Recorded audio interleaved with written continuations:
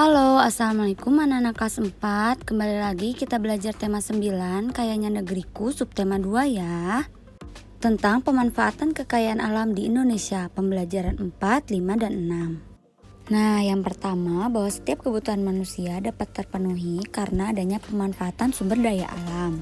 Sehingga setiap orang itu harus memiliki kewajiban untuk memanfaatkannya dengan bijak dan hemat.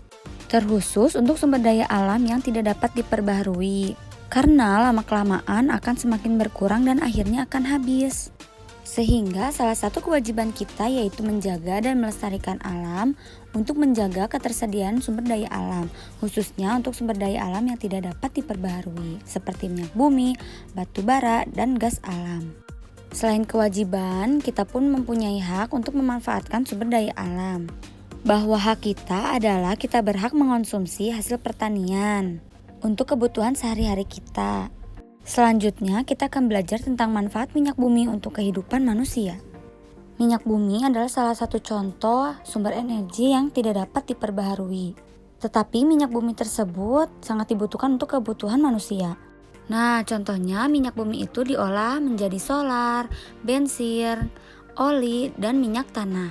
Selain itu, minyak bumi itu diolah juga untuk menghasilkan industri kimia, yaitu cat minyak, cat dinding, cat besi, dan aspal. Kemudian juga minyak bumi itu dimanfaatkan untuk menjadi sumber polimer, yaitu untuk bahan pembuatan industri plastik.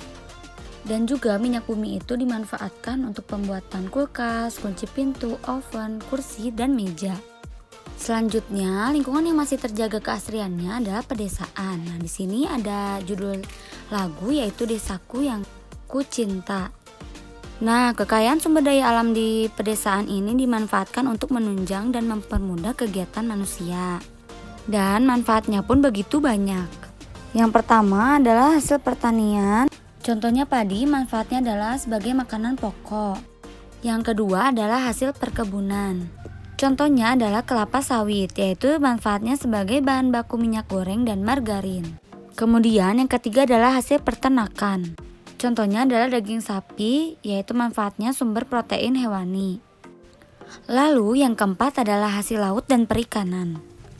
Contohnya adalah rumput laut, manfaatnya adalah sebagai obat, sebagai bahan makanan, dan kosmetik. Dan yang terakhir adalah hasil tambang, contohnya adalah minyak bumi. Manfaatnya adalah untuk bahan bakar kendaraan dan kompor. Selanjutnya, adanya bentuk-bentuk kerjasama yang dapat dilakukan untuk memanfaatkan sumber daya alam. Yang pertama adalah kerjasama masyarakat dalam menjaga kelestarian lingkungan. Salah satu kerjasamanya yaitu kita melaksanakan kerja bakti di lingkungan sekitar.